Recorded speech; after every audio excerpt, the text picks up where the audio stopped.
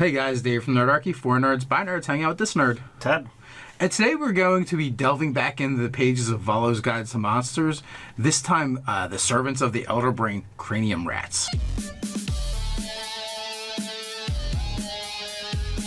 If you want to jump down the description below, you can sign up for Nerdarchy the newsletter. It's a great way to get weekly gaming tips, as well as learn how to game with Nerdarchy. It's kind of like a cheesy monster, no pun intended, but I don't know why, I'm just kind of fascinated with the Cranium rat from Volos Guide. Cranium rat is on page 133 of your Volos Guide, whether you've got the collector's edition or the regular. I think it's a cool monster. I don't think it's all that cheesy. I think it takes something that's like, all right, you've got your rat, and rats are everywhere, and you can do very little with them because they're dumb. Well, what if we change that? What if we manipulate them into a way that they can become something more? And I kind of think that the limitations of a regular rat get alleviated by saying, what, we're going to give them some intelligence. And it's also like you could do the like souped up Pied Piper, right? At this point, or a matter of fact, the rats themselves could be the Pied Piper. And it's cool. Their origins is cool. Is the fact that the Illithids took the rats and basically bombarded them with sonic energy. Somehow that makes their brains pop out the back of their skulls. And visually they're cool. They did this in order to use them as spies to infiltrate communities, right. And the ears and eyes, and they just broadcast the information back to the Elder Brain. For me, part of this is okay. You can do all the things that you would want to think of. You could use them as an intelligent monster that's got the ability to do small things unnoticed.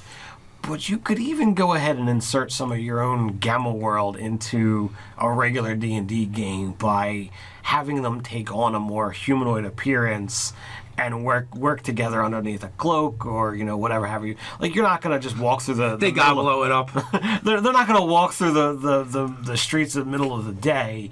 But at night, they might be able to pull off something like that, and it'd be interesting to be like, oh well, I hack it with a sword, and as opposed to you cutting the person down, it explodes into a bunch of rats and really freak people out.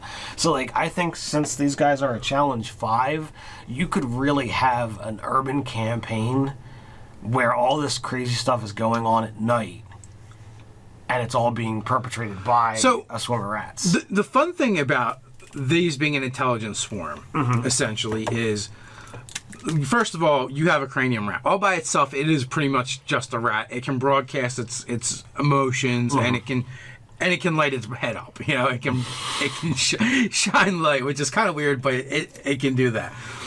But the interesting thing with this monster, where other monsters you'd have to actually change the monster itself to improve it.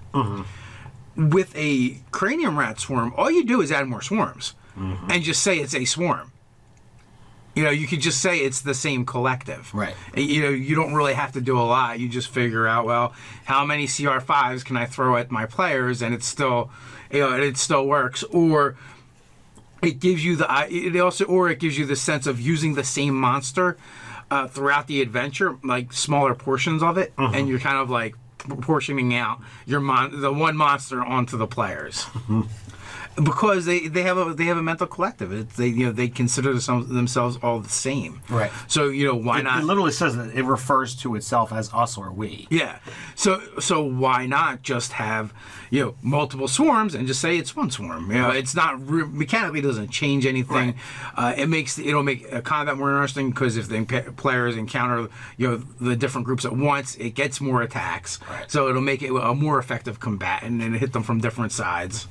And outside of combat, the rats have individually, as long as they're still connected, they have an intelligence of 15. They could have, all right, there's 400 rats that go spreading out through the town at night, and they've got a mission to do.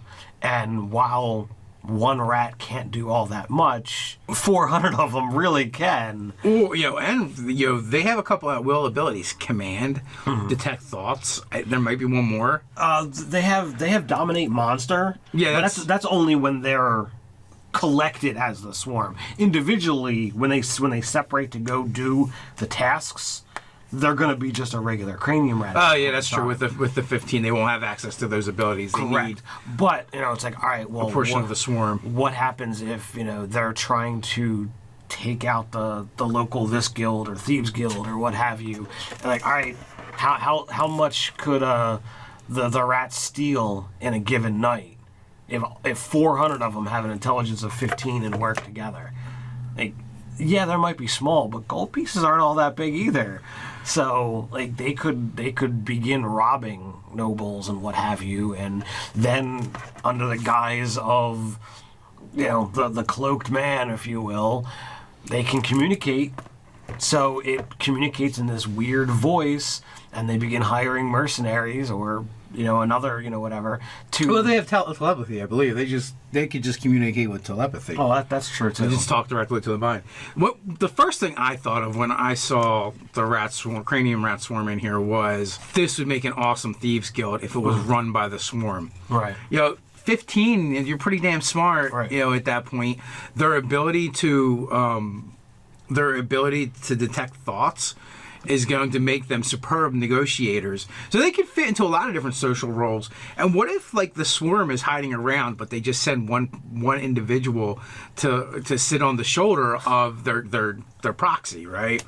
But they're all hidden around. So I mean, as a DM, I would say, they're still a swarm. That's close enough. Yeah. And let them use their special abilities: confusion, dominate monster, comprehend languages, detect thoughts, command. I feel like they could get some stuff done. So I agree. I think that this is something that would be really great for an urban game. Like, this isn't something that you're going to encounter out in the wilderness. And you're going to really be remiss if you design this as just, you encounter this one thing, you defeat it, and that's that. This should really be a nice build up for a low-level party, and you really get that WTF moment when you're like, holy crap, all this time it's been rats? Like they come up against them as the Thieves Guild or whatever. And it's even better if you can come to a conflict resolution where the players kind of win, but the Thieves Guild still kind of exists, run by the Cranium Rats, because they would make an awesome reoccurring NPC from the wrong side of the tracks, as well, or they would make great information brokers. They're going to excel at that, being able to detect thoughts at will, being able to spread out and listen in to other people, being able to talk to people telepathically. I think these would make really fascinating NPCs to incorporate into the game, not just a monster to have to kill. Right. I agree. I think this is far better than just a stat block to bring down.